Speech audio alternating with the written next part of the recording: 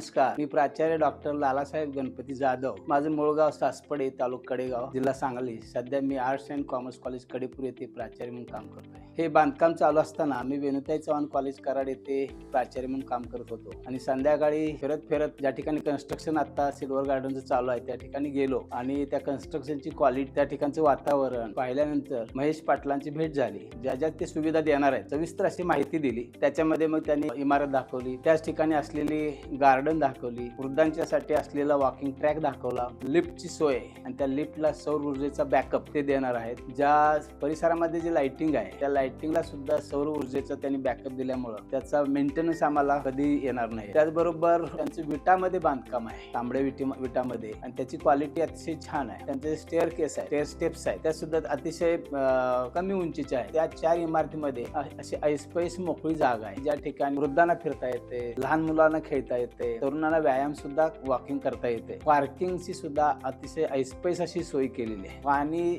7/24 याची व्यवस्था त्यांनी कनेक्शन देऊन केलेली आहे. शिवाय विहिरीचं पाणी स्वतंत्र खर्चासाठी 24 तास उपलब्ध असते. तिथला सपोर्टिव्ह स्टाफ, आम्ही ज्यावेळी जायचो फिरायचो त्यावेळी सपोर्टिव्ह स्टाफ सुद्धा अतिशय उत्साहानं स्वागत करायचा, माहिती सांगायचा. त्यावेळेला सहज असा मनात विचार आला की आपण कराडमध्ये घर घेऊया, कारण माझं जन्मगाव आणि माझ्या मंडळीचं जन्मगाव या सेंटरला कराड येते. माझं कडेपूर जवळ सासवडे आणि मिसेस तारुख, आम्ही सेंटरला म्हणून आम्ही कराड सिलेक्ट केलं. सिल्वर गार्डनचे जे आमचे अपार्टमेंट आहे त्याच्या उत्तर बाजूनं रेल्वे स्टेशन पासून ते हायवे पर्यंत असा एक 100 फुटी रोड नियोजित असल्यामुळं आम्हाला बाहेरच्या बाहेर पुण्याला जाता येते किंवा आमच्या गावाकडे जाता येते. गर्दीचा कुठलाही त्रास होणार नाही. घर असावं असं वाटलं. मग ती क्वालिटी वगैरे पाहिल्यानंतर आम्ही मग 4थ्या मजल्यावर घर घेतलं. आता त्यावेळेला बराच विचार झाला की आपला स्वतंत्र बंगला असावा, प्लॉट असावा, पण तो फ्लॅट मध्ये राहण्याचं एकमेव कारण म्हणजे म्हातारपणी आपल्याला शेजाऱ्यांची गरज असते आणि फ्लॅट मध्ये जो मी फ्लॅट आहे त्या फ्लॅटच्या खिडकीतून कॉन्टॅक्ट साधू शकतो. त्यामुळे गावातच राहिल्यासारखं वाटतं. गावासारखेच आम्ही सण वगैरे साजरे करतो. त्यामुळे सिद्धार्थ पाटलांनी